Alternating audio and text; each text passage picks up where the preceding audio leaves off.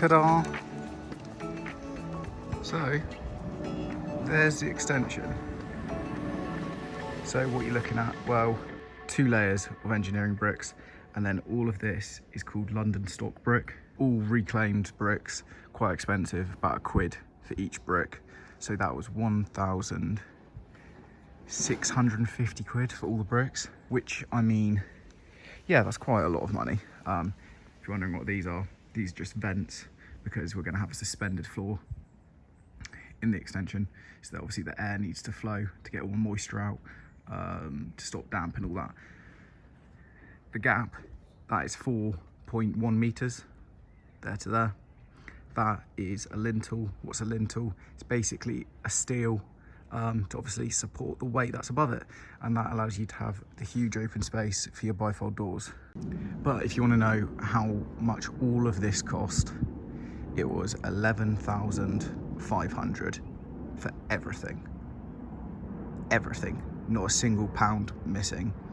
That is for every brick, every vent, all the weep vents that you can see, the lintel, which was quite expensive. We had to get that from up north. But yeah, 11,500 for all of this. So what do you get with that? Well, there's a fair amount to it. So as I said, that is the materials, the labour, the sand, the cement, everything. So as you can see here, this is where next door's extension is. Concrete blocks there, because obviously there's no point wasting money on £1 a brick, because you're going to be using, what, 5 of these for this size of that. And when I mean everything, like, this is all the cement, all the mortar plasticizer. Oh, what's that? What's that? Is that a porcupine?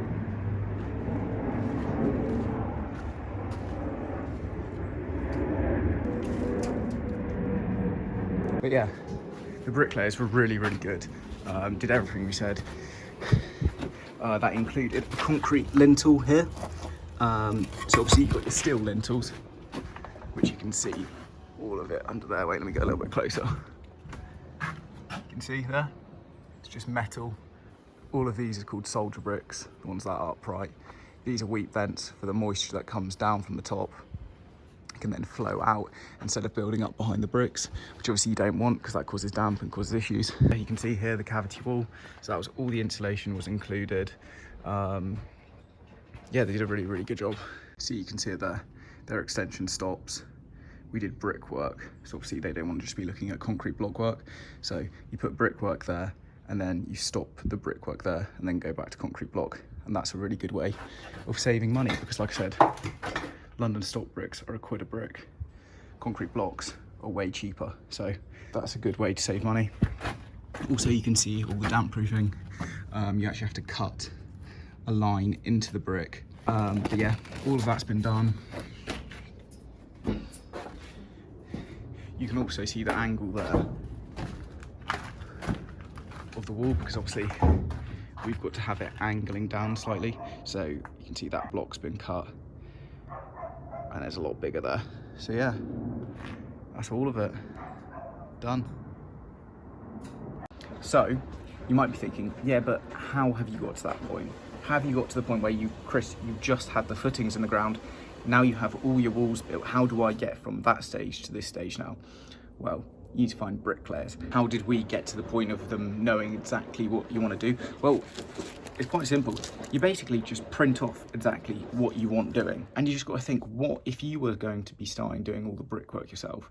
What would you want to know? So on Google SketchUp, we just drew up this, which if you pay someone to do your plans for you, you can get all the information from that. But as we did all the plans ourselves, we knew all the measurements, we knew exactly what we wanted to do. And as we did all the building regs ourselves, we knew all the requirements. This literally took an hour or two just to draw up everything. If you've got someone else to do your building regs, all the information will be on there as well. But yeah, you can see here, it's labeling where the telescopic vents need to be. There, which you can see them there. There's one over in the corner there, another one there. You can see the cavity wall, you can see the vertical DPC, that's the damp proof course membrane, if you're wondering what that is. this material, which if you put water on it, it can't go through. And if you want to know what a brick that's soaked in water looks like, I don't actually have one here. Actually, you can kind of see the rain came off the scaffolding there, and it's a little bit darker, so that is the effect of damp. Obviously it's fine at the moment, but when your house is all finished, obviously all that moisture would come all through the concrete, which then goes onto your plasterboard, bubbles all your paint, and your extension looks crap. So that is why this stuff is super important. So you can see, if you're wondering what I'm actually looking at, this is like a bird's eye view of my extension. So this is where I am sat right now, is here. Obviously there's the walls that are existing going like this. What distance is that? 8.4 meters from that window at the back all the way to there. We then specified that we wanted 90 centimeters either side, which is there. It looks a lot shorter now, but obviously that's because you're the cavity wall, so it's pulling it in, but that is 90 centimeters, don't worry. And yeah, if you just want to have a look at that, that's kind of all the information we gave to them. Explaining here that where the telescopic floor vents went, 2 courses of yellow brick above engineering bricks, and then again, oh yeah, we specified they wanted soldier bricks in the lintel into the webbing of the steel, and then 2 courses of brick on top of the soldier brick. And then what was the next thing? Oh yeah, this is that wall there, I was mentioning with the concrete blocks, and how only where the wall was visible to neighbours we did London stock brick. Where it wasn't visible, we got permission from the council, and we used concrete blocks because it's a lot cheaper. So I hope you found this video helpful. Like I said, 11,500 quid for everything. That is the labour, the materials. How do I feel about that? Yeah, it's a lot of money. It is. Could we have got it cheaper? No. We got quotes. We got one for like 10,000, but I added it up, and I think they were short on the materials.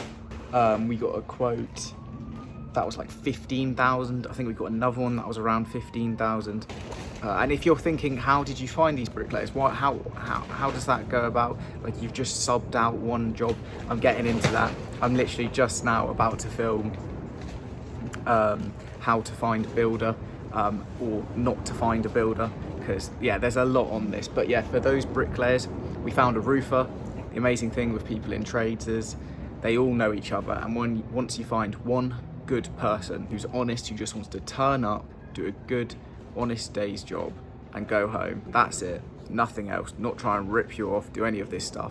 Once you find that one person, they don't associate themselves with anyone who's not like that, because I don't know, good people don't hang around with bad people. And yeah, we found a good roofer, and the good roofer knew some clearly good bricklayers. So yeah, I hope you like this video. If you're new, please subscribe, and yeah, liking the video, it actually really helps. And yeah, I'm gonna film how to find a builder video right now, because I think that's gonna help a lot of you save a ton of money. It may not seem, when you're hearing 11,500 quid just for the brick and block work, it doesn't seem like you're saving money, but trust me, you are. Okay, so yeah, I'll see you in the next one in a bit.